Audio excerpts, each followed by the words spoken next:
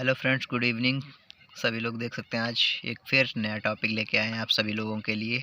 समास हिंदी व्याकरण का टॉपिक है और ये 12th में नहीं पूछा जाता है हिंदी में, ठीक है। तो ये सिर्फ 10th वालों के लिए है स्पेशली वीडियो, ठीक है। सभी लोग देख सकते हैं। तो समास क्या होते हैं? दो शब्दों के मेल को समास कहते हैं, ठीक है। समास 6 प्रकार के होते हैं: द्विगु समास, द्वंद्व समास, अव्ययी भाव, बहुब्रीहि, कर्मधारय और तत्पुरुष, ठीक है। तो 10th में ज़्यादातर पूछे जाते हैं बहुब्रीहि समास और द्वंद्व समास और द्विगु समास, ठीक है। यही 3 ज़्यादातर पूछे जाते हैं, कभी कभी कर्मधारय पूछ लिया जाता है, ठीक है। तो यही 4 समास सभी लोग 10th वाले पढ़ लें, बाद बाकी ज़्यादा इंपॉर्टेंट नहीं है, ठीक है। तो 2 नंबर भी यहाँ से भी पूछे जाते हैं समास। तो सबसे पहले चलते हैं द्विगु समास। इसमें पहला पद पूर्व पद यानी पहला पद या पूर्व पद संख्यावाची होता है, ठीक है। बस इतनी ही बात याद रखिए शॉर्ट में। इसमें जो पहला पद होता है वो संख्यावाची होता है, आप समझ जाएंगे कि ये बहुब्रीहि समास है। देखिए, जब तक आप समास पहचान नहीं पाएंगे कि कौन सा समास है, तब तक आप उसका विच्छेद भी नहीं कर सकते। या समास का नाम भी पूछ लिया जाता है, समासिक पद होता है जो दिया जाता है पेपर में, तो उसका विग्रह करना पड़ता है और समास का नाम लिखना पड़ता है। जब तक आपका समास का नाम नहीं पता होगा तो नंबर कट जाएंगे, ठीक है। तो समास का नाम भी पता होना बहुत ज़रूरी है। तो पहचान, अगर आपको पहचान नहीं पता होगी तो समास पता नहीं कर पाएंगे, सीधी सी बात है। तो इसमें देख सकते हैं लिखा है, इसमें पहला पद यानी जो पूर्व पद होता है वो संख्यावाची होता है। जैसे एग्जाम्पल देख सकते हैं, सामासिक पद में देखिए सभी एग्जाम्पल लिखे हैं और इनका सभी का विग्रह लिखा हुआ है इधर। तो नवरत्न यानी 9 रत्नों का समूह, सप्तद्वीप 7 द्वीपों का समूह, चौराहा 4 रास्तों का समूह, पंचवटी 5 वृक्षों का समूह, अष्टाध्यायी 8 अध्यायों का समूह, त्रिशूल 3 कांटों का समूह। शूल मीन्स कांटा होता है, तीन त्रि तीन तीन तीन कांटों का समूह। इसके बाद आते हैं द्वंद्व समास। इसमें दोनों पद प्रधान होते हैं, ठीक है। यानी जो पूर्व पद होता है और उत्तर पद दोनों पद प्रधान होते हैं। तो जिसमें पूर्व पद और उत्तर पद दोनों प्रधान होते हैं वो द्वंद्व समास होता है, ठीक है।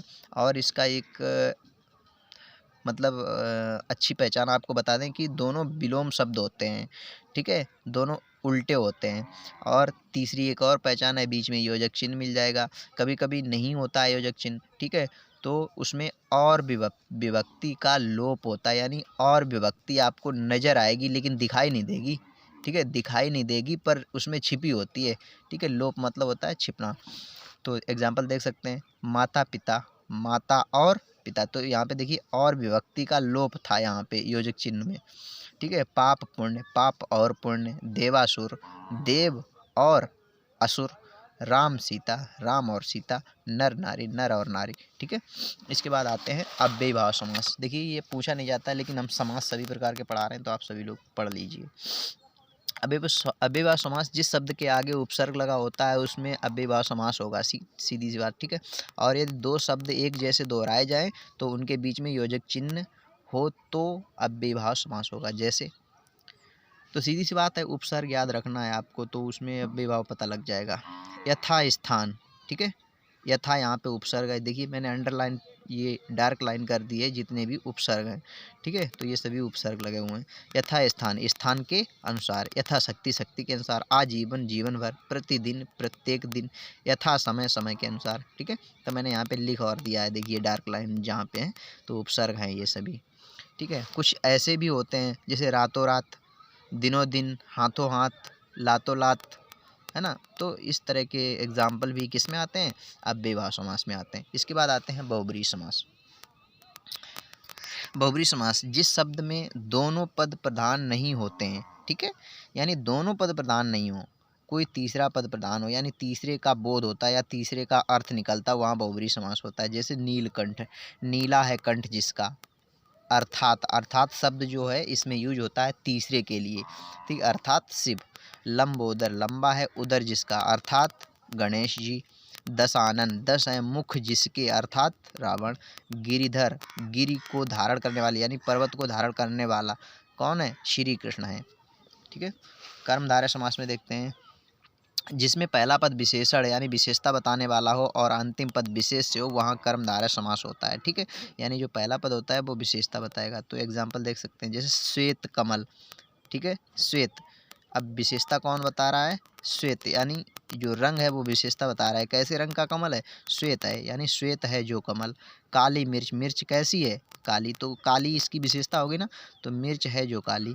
नील कमल, ठीक है, नीला है जो कमल। पीताम्बर, पीला है जो अंबर। चंद्रमुखी, चंद्र के समान मुख वाली, ठीक है। तो ये विशेषण लिखे हुए हैं, ये जितने भी अंडरलाइन है डार्क लाइन से, ठीक है। इसके बाद में और चलते हैं तत्पुरुष समास की तरफ। तत्पुरुष समास देखते हैं। जिस समास में पूर्व पद गौड़ हो तथा उत्तर पद प्रधान हो वहाँ तत्पुरुष समास होता है। और तत्पुरुष समास जो होते हैं वो 6 प्रकार के होते हैं। कर्म तत्पुरुष, करण तत्पुरुष, संप्रदान, अपादान, संबंध और अधिकरण तत्पुरुष, ठीक है।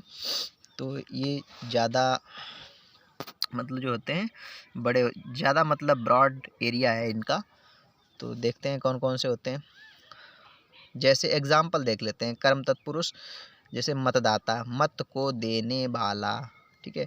गुणहीन, गुणों से हीन, ठीक है। रसोई घर, रसोई के लिए घर। रोग मुक्त, ठीक है, रोग से मुक्त। धनहीन, धन से हीन, ठीक है, तो अपादान है ये। राजपुत्र, राजा का पुत्र, ये संबंध बता रहा है। घुड़सवार, घोड़े पर सवार, अधिकरण, ठीक है। तो ये कारक चिन्ह भी लिखे हुए हैं इधर, आप लोग देख सकते हैं, ठीक है। इतना ही वीडियो में रखेंगे और इसको बाद में डीपली पढ़ाएंगे, लेकिन अभी ज़रूरत नहीं है आपको, ठीक है। इतना ही आपको आवश्यकता है, इतना ही रखते हैं, ठीक है। ओके, धन्यवाद।